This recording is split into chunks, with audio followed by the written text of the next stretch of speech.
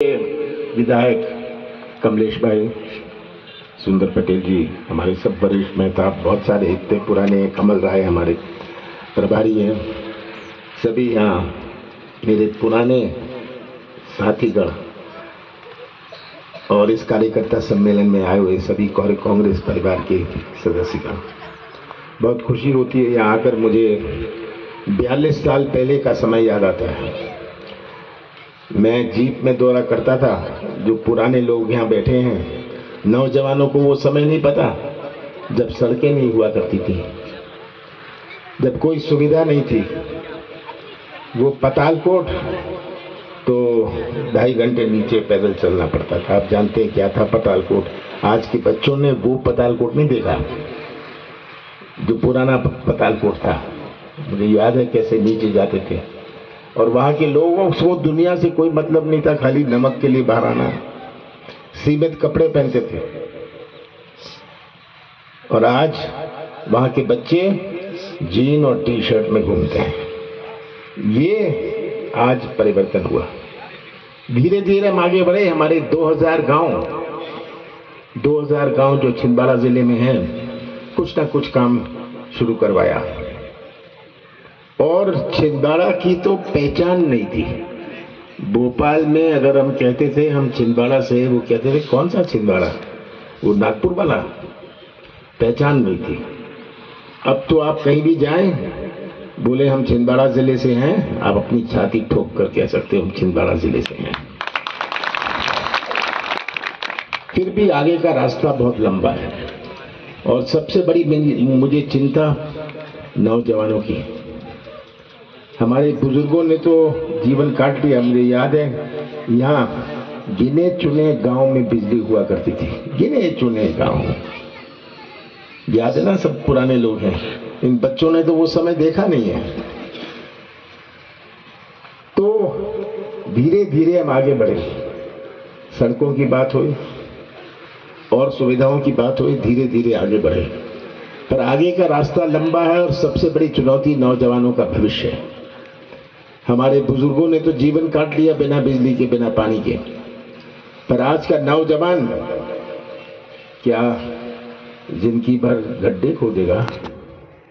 आज का नौजवान जो नई पीढ़ी है, वो सबसे बड़ी चुनौती है।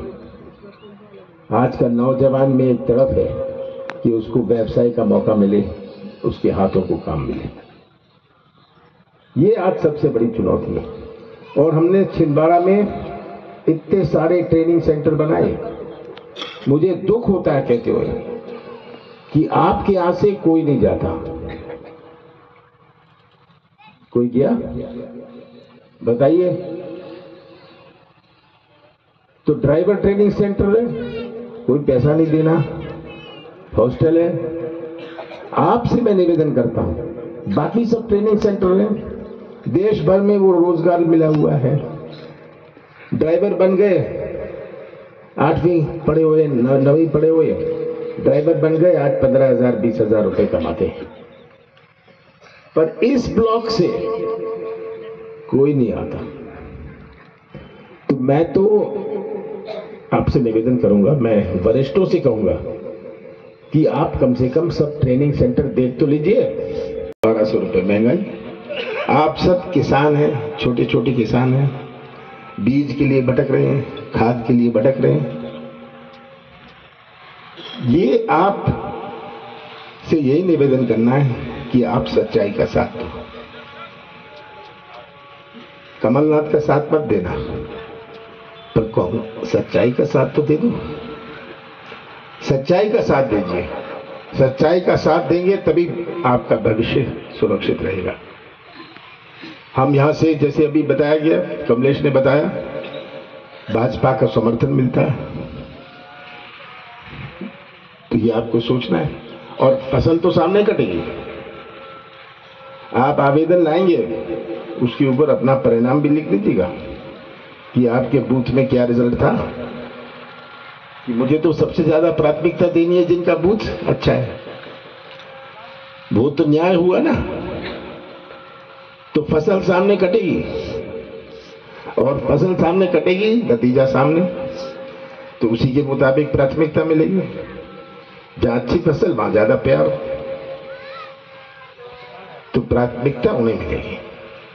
मुझे पूरा विश्वास है, मैं लंबी बात नहीं कहना चाहता, आपका ध्यान सच्चाई की तरफ बोल रहा हूं कि मेरा इतना पुराना संबंध है। यहां आके मुझे भी अपनी जवानी याद आती है कि कैसे मैं घूमता था जब सड़कें नहीं हुआ करती थी, मिट्टी में 1.5 किलो मिट्टी बदन में हुआ करती थी। ये बुजुर्गों ने देखा है, नौजवानों ने नहीं देखा। सच्चाई आपने देखी नहीं, और यही सच्चाई का आप साथ दें। अंत में मेरा यही आपसे निवेदन है, यही आग्रह है, यही प्रार्थना है। आप सब यहाँ आए, आप सबका बहुत बहुत धन्यवाद।